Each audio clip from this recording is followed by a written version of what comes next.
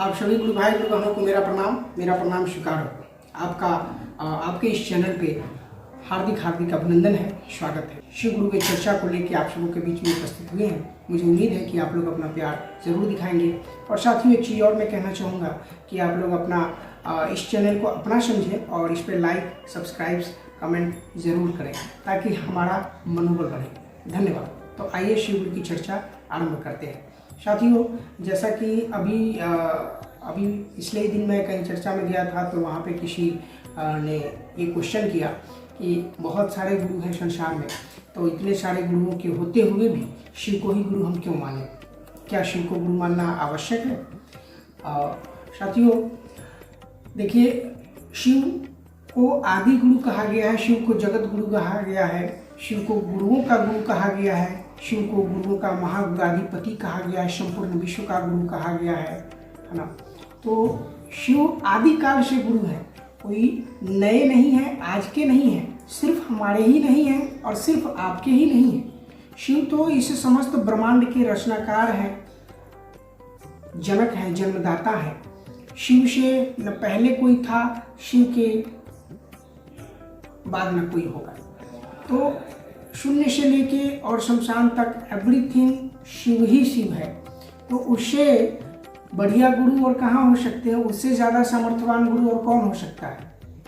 अगर किसी व्यक्ति को हम गुरु मानते हैं तो कोई व्यक्ति शरीर में आया है, शरीर नाशवान है, आज नहीं तो कल ये जाएगा। जहाँ से आया है उस परमात्मा के यहाँ से आया है, इसमें से आत्मा निकल जाएगा, शरीर को हम लोग जला देंगे, दफना देंगे और यह आत्मा जहाँ से आया है उस परमात्मा के पास स्वतः चला जाएगा। उसके लिए कोई आपको कुछ करने की आवश्यकता नहीं। तो कहने का मतलब है कि किसी भी शारीरिक गुरु को यदि हम गुरु मानते हैं तो वो एक टाइम के लिए, उनमें लिमिटेशन है, उनमें नियम होगा, बंधन होगा, है ना, कि भाई हम इस धर्म के हैं, हम इस धर्म को मानने वाले हैं, है ना, हम इस जाति को मानने वाले हैं। या फिर पर्टिकुलर अगर आप हमको गुरु मानते हैं तो आपको निराहार, आपको मांसाहार नहीं खाना है, आपको ऐसा नहीं करना है, वैसा नहीं करना है ना। तो वगैरह वगैरह बहुत सारी वर्जनाएं होती हैं, बहुत सारे बंधन होते हैं। लेकिन शिव ही एकमात्र ऐसे गुरु हैं जिनसे जुड़ने के लिए किसी प्रकार का कोई वर्जना नहीं है, कोई बंधन नहीं है। कहा गया है कि आप जो हों, जैसे हों, जहाँ के रहने वाले हों, जिस भाषा को बोलते हों, जो आपका धर्म है, आप चाहे जैसे भी दिखते हों, आप चाहे जैसे भी रहते हों, यदि आप चाहें तो उस शिव को अपना गुरु बना सकते हैं। इसलिए कि कहा गया है कि किसी भी व्यक्ति से, वस्तु से या स्थान से, किसी से भी जो रिश्ता बनता है वो मन से मन का बनता है, ना कि शरीर से शरीर का बनता है। और जो शरीर से शरीर का बनता है वह अस्थाई होता है। हाँ, वो अस्थाई नहीं होता, वो टूट जाता है। और जो रिश्ता मन से बनता है वो अस्थाई होता है, वो जन्म जन्मों तक साथ रहता है। इस रिश्तों के और मन के रिश्तों के ऊपर एक साहब श्री हरिंद्रानंद जी के शिव चर्चा में साहब श्री के मुखों के द्वारा ही जो बातें निकल के आई थी वो आप सबों के बीच में मैं रखना चाहूँगा। यहाँ साहब कहीं गए थे शिव गुरु की चर्चा में, तो उन्होंने बताया कि देखिए ये इतने सारे लोग यहाँ बैठे पड़े हैं, हजारों की भीड़ है, आप सभी लोग कोई चप्पल पहन के आए, कोई जूता पहन के आए हैं, लेकिन सारे लोग ने अपना अपना चप्पल, अपना अपना जूता कहीं साइड में खोल के और फिर यहाँ पे आके बैठे हैं। जैसे ही चर्चा समाप्त होगा आप सभी लोग उठ के यहाँ से जाएंगे और इतनी भीड़ होने के बावजूद भी अपना अपना चप्पल, अपना अपना जूता आप ढूंढ निकालेंगे और आप उसे पहन के चले जाएंगे।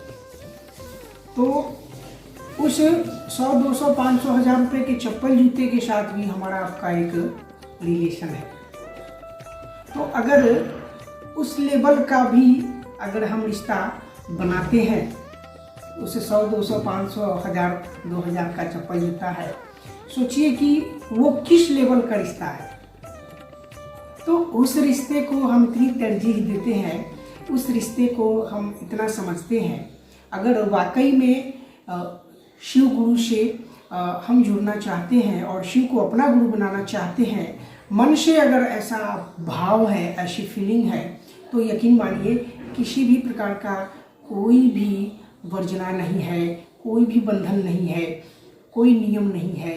कहा गया है, साहब श्री हरिंद्रानंद जी ने, दीदी नीलमानंद जी ने कहा कि आप जब चाहें, जैसे चाहें, जिस स्थिति परिस्थिति में हो, आप शिव को गुरु मान के और उनके रास्ते पे चल सकते हैं।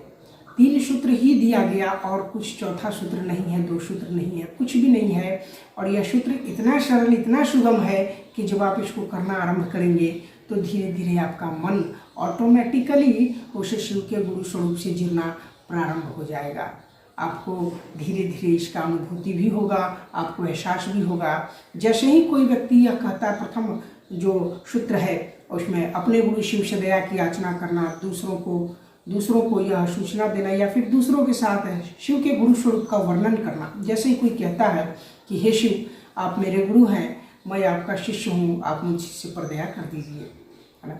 तो जैसे ही यह मन उस गुरु से एक याचक के रूप में, एक शिष्य के रूप में मन झुक के, और जब यह कहता है हे महादेव, आप मेरे गुरु हैं, मैं आपका शिष्य हूँ या मैं आपकी शिष्या हूँ, आप मुझ शिष्य पर या शिष्या पर दया कर दीजिए। यह बारंबार कहना है, नहाते समय, खाते समय, कहीं जाते समय, कहीं से आते समय, कुछ काम करते समय, है ना, टेलीविज़न देखते समय, शॉपिंग करते समय, यात्रा करते समय, स्नान करते समय, एवरीथिंग, एनी टाइम, एनीवेयर, जिस परिस्थिति में आप हैं, जो काम आप कर रहे हैं वो करते रहें और मन ही मन कहे कि हे महादेव या फिर हे शिव, आप मेरे गुरु हैं, मैं आपका शिष्य हूँ, आप मुझ शिष्य पर दया कर दीजिए। जो महिलाएं हैं, जो हमारी बहनें हैं, वो बोलेंगी शिष्या कि हे शिव, आप मेरे गुरु हैं, मैं आपकी शिष्या हूँ, आप मुझ शिष्या पर दया कर दीजिए। जो जेंट्स हैं, जो पुरुष हैं, जो हमारे भाई हैं, वो बोलेंगे हे महादेव, आप मेरे गुरु हैं, मैं आपका शिष्य हूँ, आप मुझ शिष्य पर दया कर दीजिए। यह बारंबार जब आप अपने मन के पटल पे दोहराएंगे, दोहराएंगे, दोहराएंगे, दोहराएंगे, तो यकीन मानिए बहुत कम समय में ही आपका मन यह अनुभूत करने लग जाएगा कि वाकई में शिव आपके गुरु हैं। दूसरा सूत्र में कहा गया कि दूसरों के साथ शिव गुरु की चर्चा करनी, यानी दूसरों को यह बताना है कि मैंने शिव को अपना गुरु माना है, आप भी मान के देखिए। आप ये बिल्कुल ना सोचिए कि आपको कुछ नहीं आता, आप क्या बताएंगे, आप तो गलत बता देंगे, आपसे नहीं हो पाएगा, सामने वाला आपकी बात सुन नहीं पाएगा, सामने वाला आपकी बात से सहमत नहीं होगा, वगैरह वगैरह। कुछ भी मत सोचिए और बेझिझक होकर, निसंकोच होकर अपने गुरु से दया की याचना करके और आप सामने वाले को बताइए, बाकी सब गुरु पे छोड़ दीजिए। गुरु सामर्थ्यवान है, गुरु उसको खुद ही समझा देंगे कि हम तुम्हारे गुरु हैं, तुम मेरे शिष्य हो। तो आप बेझिझक होकर उन्हें बताएं कि शिव मेरे गुरु हैं, मैंने शिव को अपना गुरु माना है, सुना है शिव आदि गुरु हैं, जगत गुरु हैं, गुरुओं के गुरु हैं, गुरुओं के महागुणाधिपति हैं, संपूर्ण विश्व के गुरु हैं, मैंने शिव को अपना गुरु माना है, आप भी मान के देखिए। तो दूसरों के साथ यह दूसरा सूत्र करना है, दूसरों को यह बताना है कि शिव को मैंने अपना गुरु माना है, आप भी मान कर देखिए। वो माने अथवा न माने आपका काम है, चूंकि गुरु आदेशित कर्म है। गुरु ने ही बताया कि तुम दूसरों को बताओ, तो आप बताना आरंभ कीजिए। तीसरा सूत्र, 24 घंटे में एक बार, किसी भी टाइम, कभी भी, जब भी आपका दिल करे, 24 घंटे में एक बार नमः शिवाय के पंचाक्षरी मंत्र से अपने गुरु को प्रणाम करना है। हे नमः शिवाय, एक माला प्रतिदिन, 108 दाने का रुद्राक्ष का माला ले लें आप, और उसी माले से प्रतिदिन नमः शिवाय 5 मिनट लगता है बस, और 5 मिनट में आपका नमन हो जाएगा। बस यही 3 काम है। इन्हीं 3 कामों को करके हजारों नहीं लाखों लोगों ने अपनी ज़िंदगी को बदला है। लाखों लोगों ने शिव गुरु हैं ये अनुभूत किया है, ये महसूस किया है। लाखों लोगों की चेहरे पे मुस्कान वापस लौटी है। तो कृपया आप इसको बिल्कुल हल्के में ना लें, बस आप इसको करके देखें, मन ही मन गुरु से दया मांगे, अपने परिवारजनों को, अपने मित्रजनों को, लोगों को बताएं कि शिव मेरे गुरु हैं, मैंने शिव को गुरु माना है, आप भी मान लीजिए। तीसरे में नमः शिवाय के पंचाक्षरी मंत्र से मन ही मन एक माला या फिर मन ही मन एक माला प्रतिदिन गुरु को नमः शिवाय से प्रणाम करना है। बस यही 3 काम है सरल सुगम। इस विधा को करके आप देखिए, एक समय ऐसा आएगा कि आपका मन खुद ब खुद समझ जाएगा कि वाकई में शिव गुरु है।